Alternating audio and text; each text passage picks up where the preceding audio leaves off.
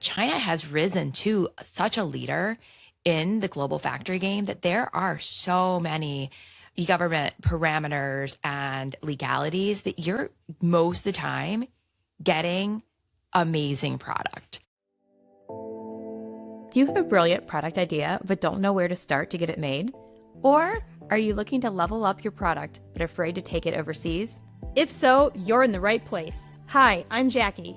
And I'm Erin, and we are The Sourcing Gals, your trusted guides to everything you need to know about sourcing, manufacturing, and scaling your product overseas.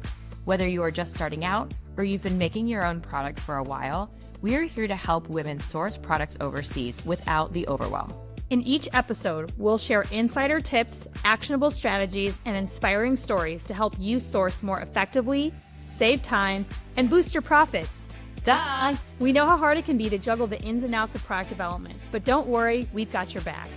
So grab a cup of coffee, get comfy, and let's dive into how you can grow your business, Make more money, and turn your products into profit. Welcome to The Sourcing Gals. Now let's get started. High five. Hi.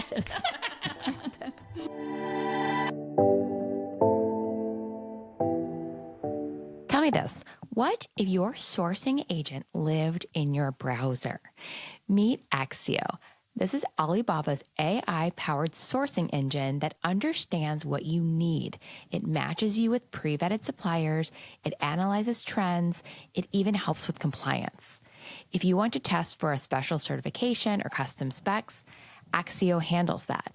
With the new Axio agent, it automates requests for quotes and follow-ups as well. Even us, the Sourcing Gals, we have used it to cut sourcing time from weeks to minutes. And with our code, the Sourcing Gals, your first month is just $1. Then $19.99 per month after that. If you're launching or scaling a product business, this tool changes the game. Try Axio with our code today. Hello and welcome to another episode of The Sourcing Gals. Okay, we're going to start with something that might be a little controversial, I think it's going to be a lot of controversial. but I'm going to say it. We love China. We love working with China. We love working with China. I think that's the main point of our show today. We want to talk about what people get wrong about China manufacturing. It's not pricing, it's not scale, it's relationships, and any preconceived notions or assumptions that may come along with that. Yeah.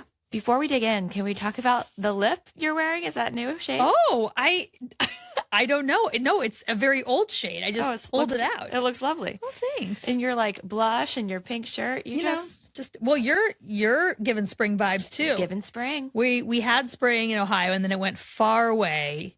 And now I think it's going to be back. I think it's way back. So you're bringing in. Well, you know, in the summer, I only wear dresses. I pretty much only wear dresses. I don't like wearing hard pants. It's not my thing. I feel so constricted. So when it starts getting warm and the dresses start coming out, I'm a happy lady. So let's talk about first the misconceptions, right, of working with China. I think there's a really big narrative right now. Oh, yeah. You know, for a lot of reasons, politically speaking, obviously, but then also I still hear from people, from founders, even just when I say what I do and where my product is made. Oh, but aren't there sweatshops there? Like I still get that comment. Yeah, there is this vibe of unethical, low quality, kind of like anti-American that goes along with China. And for us, that seems kind of wild leap because it's not China specific. You can get an unethical factory anywhere in the world. Anywhere. And it's really mostly about how you're vetting your factories and less about where they're located. Yes, I totally agree with that. And also, as some of us, I'm not going to get political here, but, you know, we have a president. And is he a reflection of me? I sure hope not. My point with saying that, though, is that just because the leader of a country may be one way does not mean that the people that are being ruled under them are all the same way. Have the same ideas or beliefs, right? And I think that I would vouch to say I've been to China more times than our president. I would probably bet on that. But It's been my past that most of the products I make are out of China. So like, I might have a little bit of bias, but I've also made stuff in Africa, in Italy, in Turkey, in Spain, in Vietnam, in Korea, in India, in Bangladesh, in Madagascar, and Sri Lanka, and Thailand, And, the USA, Mexico, Peru, Colombia, and Brazil. but you still love China. I still love China. It's still my preference. And we're going to talk about why, because it's not just bias. It's not just the people who I've met and I've loved and have come to my wedding and have sent me baby gifts. It's nothing about that, actually. It's about capability. 100%. It's about innovation. 100%. And it's about putting your product at the best place for your product. Hard stop. Mic drop. So let's start first. We talked about there being a lot of blanket assumptions and oversimplifications, but a lot of those people I don't think have worked with China firsthand and have really seen the difference between working with a factory in China and working with a factory elsewhere. And I will say, with all of my experience, there is a stark difference. There is even a stark difference working with China and India. Two big powerhouses in manufacturing. I would call them both powerhouses, but China often gets grouped into this narrative when instead it's extremely diverse global economics, and that data and what China has to offer as a country is what informs my decisions. Correct. And I think you hit on it when you talk about capabilities and what's best for your product, right? I mean, I completely understand founders that are, wanting USA made and the reasons for that, but you have to make sure the economics can afford you that. Right. Like, can the market afford for you to make that product somewhere else than where it actually is predominantly being manufactured? And if that's a non-starter, then that means you don't get a product. And if your belief system is that strong, then that's okay. It just means the consequence to that is that you won't make the margin. You won't have a product out there. Yeah. You won't follow that path. Yeah. And we talk about that a lot with some of our founders is, what is your scale? Like, what are your aspirations? And I think a lot of times we do encourage women to think even bigger about their business than they maybe come to us initially with. The e-com game, I'm telling you, it's a tough one. Like, I'm in it. E-com's tough. And every day I'm like hitting my head against the wall and just like counting down the days till I'm getting into hopefully that next big box retailer, to be able to pivot myself, because it is a hard, expensive game and it is a slow game, right? Yeah. So when you think about scale and the ability to go to wholesale, whether that's boutiques, whether that's, it doesn't have to be a big box retailer either. It could just be boutiques, like wholesale and a ton of boutiques, but your margins have to be able to get you there. Right. You're splitting half your profit. You can't sell in a non-e-com way to boutiques, to big box, to any other mass retailer if the margins aren't there. And to get the margins there, you're typically looking at an overseas manufacturing scenario. Now, if you want to be e-com your whole life and never sell anything wholesale, maybe you can make US work. But you're just going to be kind of bootstrapping along. Yeah. And I think this is where we say a lot of times to our startup founders, go scope the market. Right? I'm looking at tags whenever I'm shopping. My boy's like, oh, there she goes, looking at tags again. I'm always looking at made in, like, where is this being made? Because again, someone else most likely has done the work. Someone else has probably done the research. And if you're going into a store that you would consider a competitor or a like person that you want to be in, where they are manufacturing is an important decision for you to make in regards to being competitive. If again, that is your end game. And so we do still see a lot of made in China. We do. For those reasons. And it's interesting because we have actually started to veer away a lot from made in China. And I don't think it's because of the reasons people think. It's because China has risen to the level of the top of innovation, the top of just like mega factories that have so many capabilities that they've gotten a little expensive. Yeah. If you are actually trying to go a little bit below board and get something from someone for super duper cheap and scrappy and maybe not following all of the laws, you're probably not going to China. You're probably going to some other Southeast Asia country or Indian Ocean country. But China has risen to such a leader in the global factory game that there are so many government parameters and legalities that you're most of the time getting amazing product. So I think people are like, oh, we're veering away from China for geopolitical reasons. Like, I think we're veering away from China because they are best in market and they are now a little higher price than some of the other below board options around the world.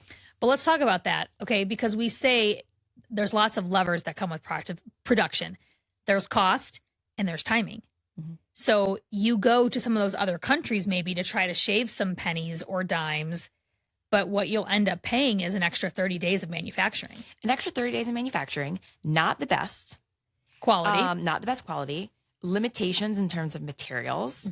Because guess what? Those other countries, guess where they're getting their materials, by the way? Yeah. From China. So that was what I was going to say about India. My experience there is that I love some of my India factories for sure. And India as a country certainly has certain categories that it excels in. But if it's a category that India is not excelling in, they're just importing stuff from China to India. And so it takes double the time.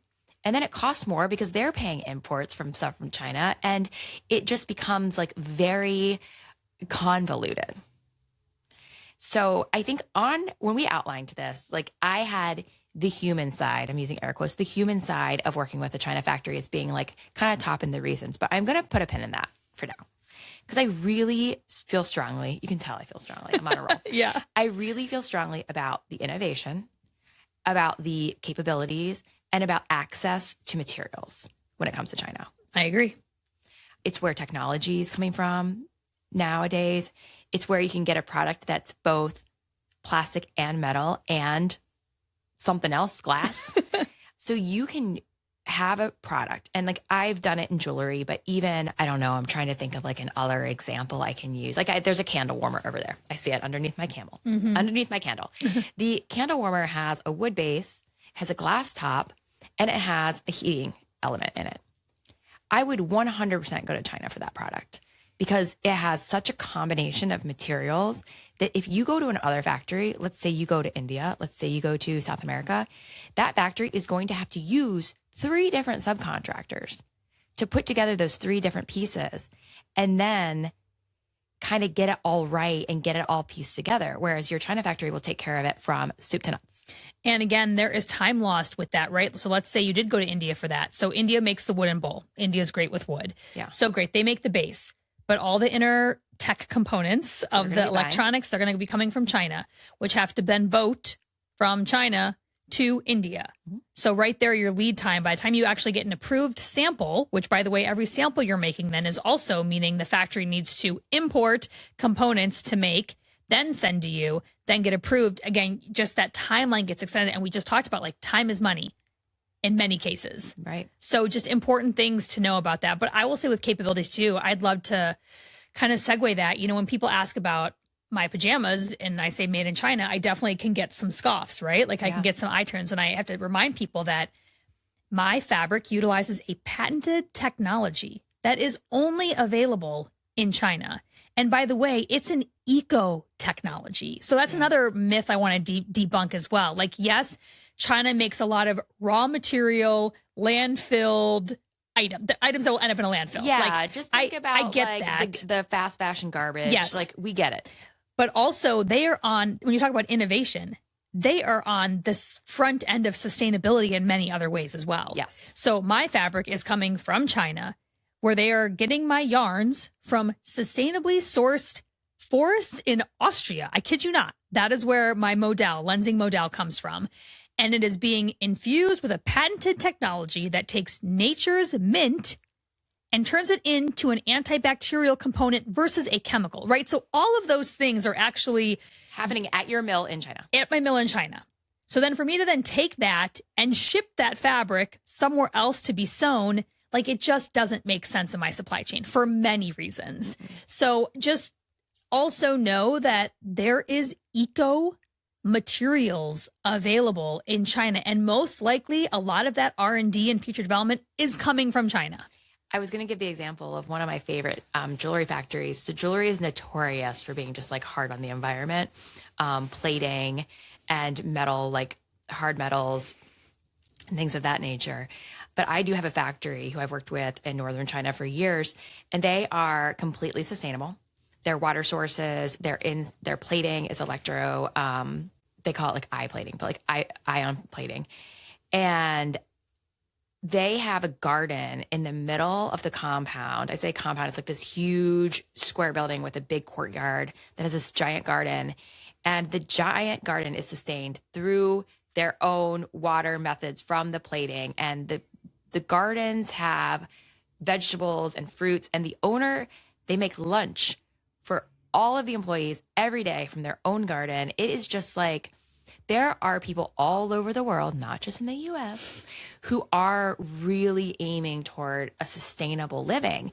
And that applies to factories too. If you're building a product-based business and finding yourself second-guessing decisions or wishing you had someone to gut check, we want you to know you don't have to do this alone. On January 1st, we're opening the Sourcing Gals Founder Circle, our private community for product-based founders.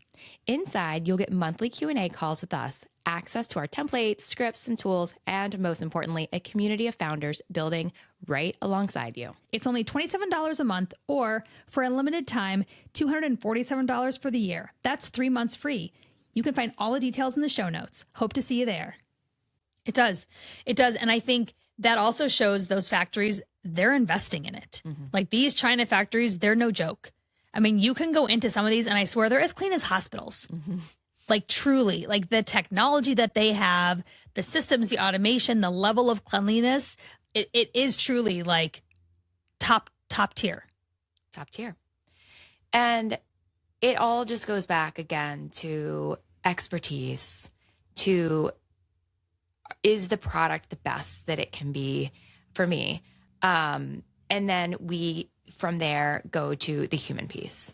In the past 20 years, I would say, there's been a lot of blowback on China factories for workers' rights mm-hmm. and things of that nature, just all the human rights. And they didn't take that lightly. Like China knows that this is their main function right now mm-hmm. on earth is manufacturing. So like they're not going to shoot themselves in the foot. They are going to tighten things. They're going to make a lot of rules. Like I've had so many factories I've worked with who've said, hey, actually, we won't be able to do that because like we're at hours. Our mm-hmm. people only work X amount of hours. They have dorms on site. They have basketball stuff on site. Like there's a lot of thought that goes into how workers are treated. There's a lot of audits. Most of the factories I work with are audited by big brands like Target, Disney, Walmart, Macy's. So people are going into these factories weekly, monthly to check and make sure that everything's on the up and up. And I think that it's even stronger from a human rights standpoint than so many of the other countries that mm-hmm. you see on your labels. Yeah. And in regards to the audit piece, I think this is really important for founders. As you are vetting factories, I always ask them, who do you ship for? And if it is a name brand that you know here in the US that maybe has, again, brick and mortar footprint, let's say in some regards, most likely that factory has audits they can show and share with you. So I always, if you have options between factories, even if it might be a nickel more for one versus the other, but they currently ship to Macy's or they ship to, whoever, again, known retailers here in the US, that means there is compliance being regulated because those big companies can't afford to not be compliant. They can't afford. They can't afford a lot. They are going through the work and you get to kind of piggyback for free on behalf of the fact that these other major retailers are doing that work on their dime in your factory. Absolutely. And I think that with China being on the forefront of a lot of technology, a lot of innovation, even AI, even social media, it's become easier and easier to have those conversations with factories about like, hey, we're working with a brand who does TikTok. They're like, okay, got it. We know what you mean. We're doing it. We're doing it together. Like the gap of understanding has narrowed a lot between the US and China as their technology and social media and just general like pop culture innovation has risen. So those are all kind of like sub points to my main point of you're going to get great product. I'm going to circle back and actually kind of segues to great. You're going to get great product. So when I talk about compliance, when we talk about, audits, I truly believe, and I haven't sourced in as many countries as you, Erin, but with the many that I have sourced in, I believe that China has been my least amount, I'm knocking on wood, of quality issues. Yeah. My best quality assurance, my best checkpoints, my best results that bulk that arrives actually looked like the PP that I signed off on. Time. And on time. Like hands. Who's been the biggest offender? Oh gosh. I don't want to say. I mean, Bangladesh was hard. Yeah. Bangladesh was hard. I also believe that the clients that we were working with were not really the best clients for them to succeed with. Got it.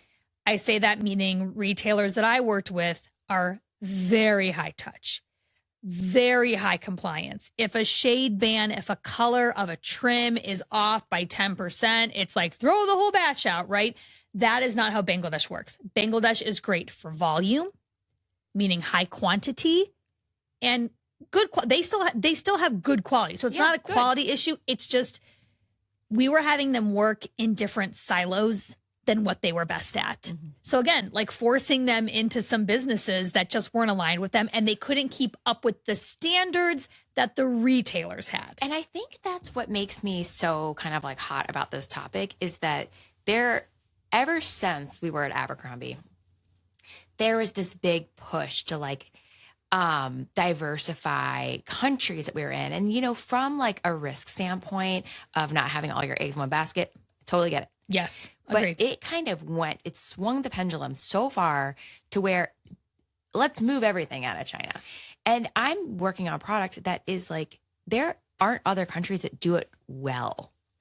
And we're kind of slapping something together. It's late. It's not good. Compliance is failing. It's got lead in it.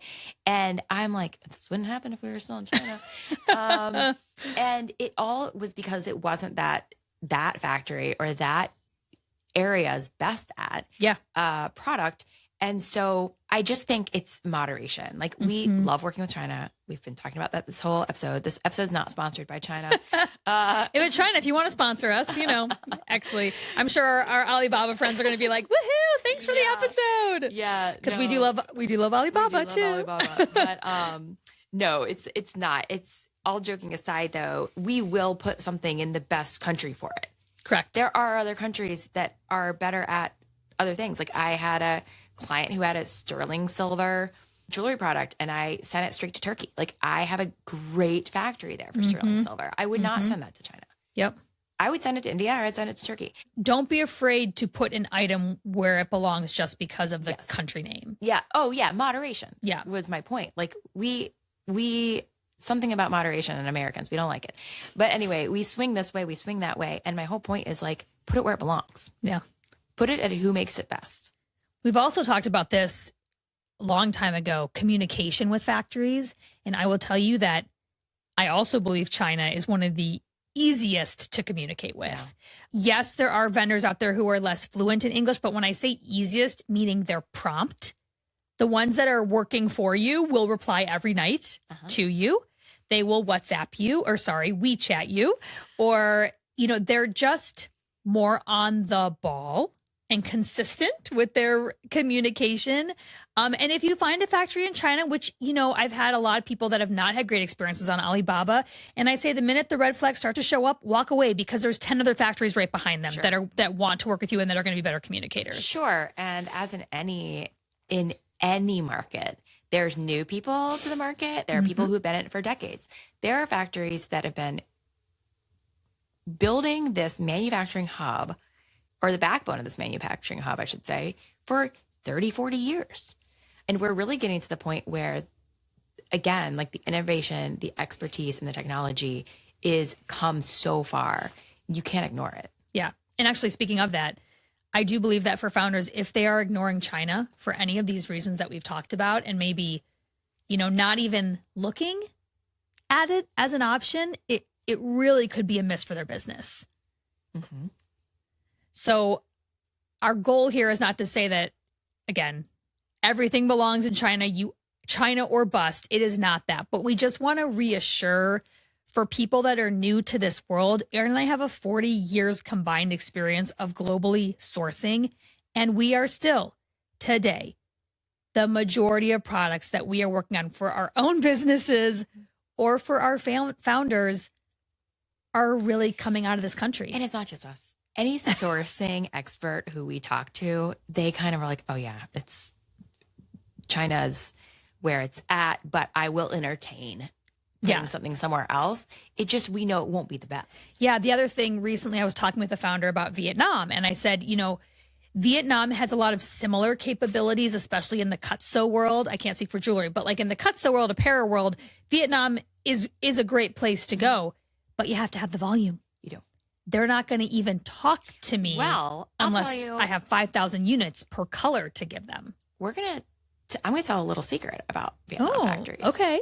Which I don't know if you've had the same experience, but I have with jewelry. There are a lot of new emerging jewelry factories in Vietnam. Oh. Mostly to avoid some of the tariffs. Yes, I know where you're going here. The samples, the ownership, the materials are all still from China.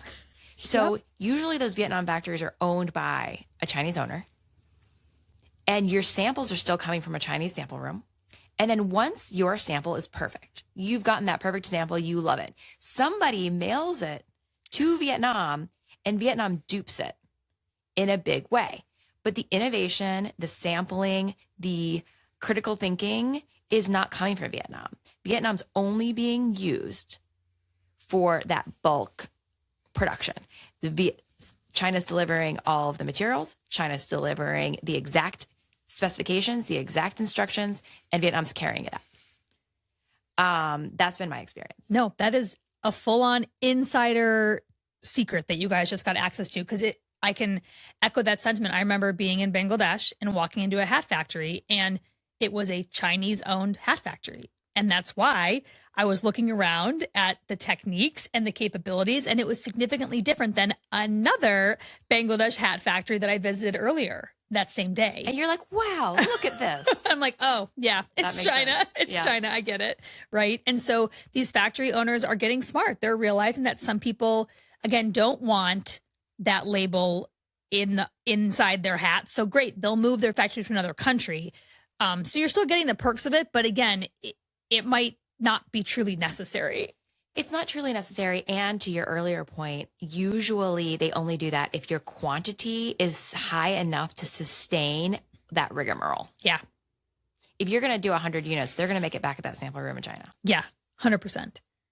I mean, I had that full-on conversation with my China cut-sew vendor. He's like, we're going to sample it here, and then I'm going to fly to the factory in Vietnam when bulk starts, and I'll be sure to keep an eye on it. Right. And I have a handbag factory same way. They have a beautiful handbag factory. So interesting side story, but when China manufacturing was starting to take off in the 90s, a lot of the leather goods manufacturers from Brazil and from Italy opened factories in China because it was much cheaper than having factories in Brazil and in Italy. So what we would do is we would get Brazilian leather, Italian leather, ship it to China, and then all of the workmanship would happen, and the lining and the zippers and everything else would come from China. So there's this area in southern China in Dongguan, which is like very Italian, very Brazilian, and they do beautiful work. But if you reach a certain threshold, they're making, again, all the samples there in China. So it's like a Italian-owned, run factory who's doing your samples in China, and then we'll move your production to Cambodia. Mm. And again, it's like, just because they can do the innovation, they can get the materials, they can really perfect in China, and then they can have someone else do the execution. We've kind of talked about this in a roundabout way, but haven't overtly mentioned that I also believe that China is a country that does support lower quantities. Again, the Vietnams of the world. I have yet to find low quantity factories in Vietnam or Cambodia. I think we met one at Magic that we were like, oh, that's surprising. No, we never It was costed still $2K. Okay. Well, there you go.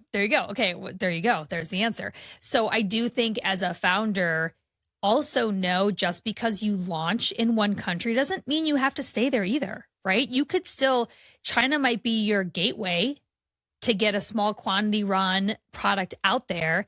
And then once you're churning 2K, 5K, 10K, you can choose to move to Vietnam if you so want. You could choose to move to Bangladesh, or you could choose to move again to other countries that can support you that are non-China based, if that is something long-term that's really, really important to you. Because then you've like worked out all the innovation. You've worked out the Yes. materials, you've worked out the construction, you've worked out any very detail oriented pieces of your product, and you can hand it to somebody else and say, reproduce this. But what I think will be interesting for the people that do that is, are you willing to then pay more?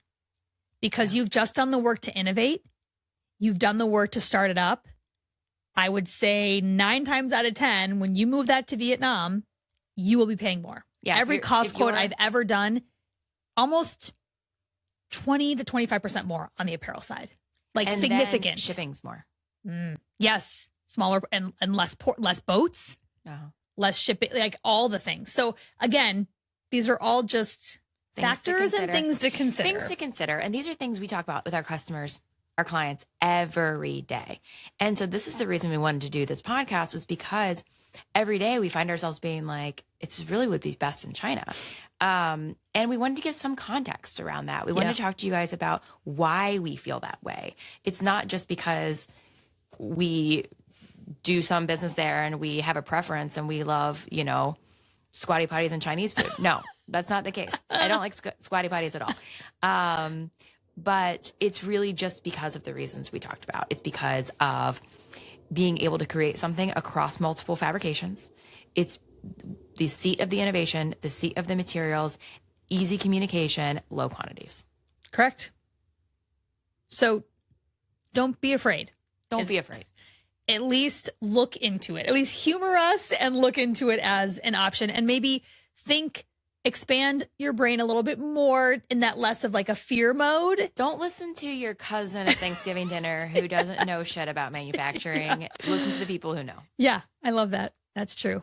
And I think we both believe like our strongest vendor relationships, they're lifelong friendships, friends. Mm-hmm. So they're great people all across the world. There are great people all across the world. Of course, we've just had so much time, energy, and effort put into some of these. And so that pays off, and that's formed relationships that carry us through all of our projects. So I hope this was helpful today. Maybe you're thinking a little bit differently about China than you were in the past, or you learned something new in regards to what they might be able to offer you and your idea, future product innovations. And just don't be blindly led by narratives. Mm-hmm. Listen to experts, listen to people on the ground who have done it. Yeah. Well, I think we should end on that note. That was beautiful. Love it. All right. Well, we will see you guys next time on The Sourcing Gals.